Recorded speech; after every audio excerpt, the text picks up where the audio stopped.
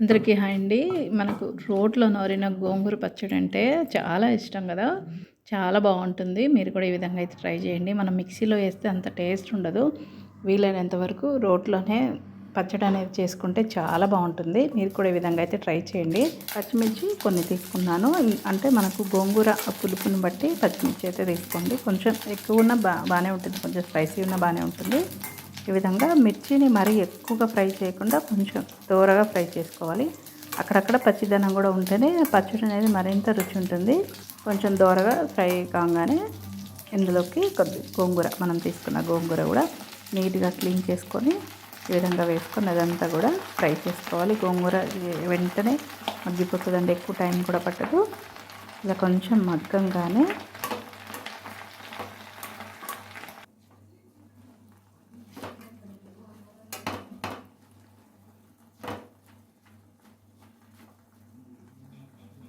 నేను ఇందులోకి కొన్ని మెంతులు అయితే వేసుకున్నాను. మెంతులు కూడా వేయండి, మనకి రుచి బాగుంటుంది, అలాగే ఆరోగ్యానికి కూడా చాలా మంచిది. కొన్ని మెంతులు వేసుకొని అలాగే కొన్ని ధనియాలు కూడా వేసుకోండి. ఈ పచ్చడి మాత్రం అసలు అన్నంలోకి భలే ఉంటుందండి. తప్పకుండా మీరు కూడా ట్రై చేయండి. అలాగే కొంచెం జీలకర్ర ఇవన్నీ కూడా వేసుకొని కొంచెం సేపు మగ్గ పెట్టుకోవాలి.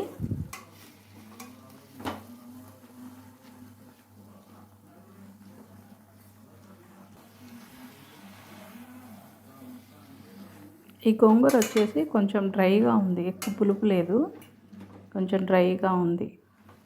ఇది పుల్ల గోంగూర కాదనమాట.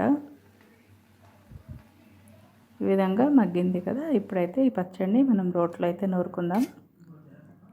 అన్నీ ఒకేసారి రోట్లో వేసేసుకొని, నేను ఎప్పుడు పచ్చడి చేసినా కల్లుప్పు అయితే వేస్తాను. కల్లుప్పు వేస్తే రుచి ఇంకా బాగుంటుంది.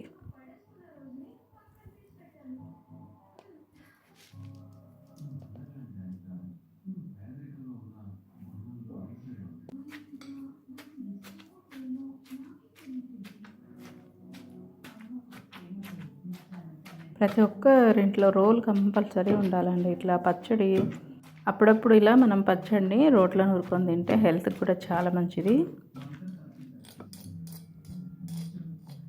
నేను ఎక్కువగా పచ్చళ్ళు ఎక్కువగా చేస్తూ ఉంటాను, ఈ రోటి పచ్చళ్ళు. మా ఇంట్లో ఊరగాయ కంటే కూడా ఎక్కువగా ఈ పచ్చళ్ళు ఎక్కువగా తీసుకుంటారు కాబట్టి నేను 2 రోజులకు ఒకసారైనా చేస్తాను. అసలు చాలా మంచిదంటండి. ఈ మధ్య డాక్టర్స్ కూడా చెప్తున్నారు రోట్లో నూరిన పచ్చడి అనేది కంపల్సరీగా తినాలి అని. ఇప్పుడు ఈ పచ్చడి అంతా నూరుకోవడం అయిపోయిన తర్వాత ఇందులో వెల్లిపాయలు అలాగే ఉల్లిపాయలు కూడా వేసి కచ్చా పచ్చాగా నూరుకుంటే చాలండి. మళ్ళీ ఎల్లిపాయలు మరి మెత్తగా అయ్యే వరకు దంచక్కర్లేదు, జస్ట్ వాటిల్లో కలిస్తే చాలు.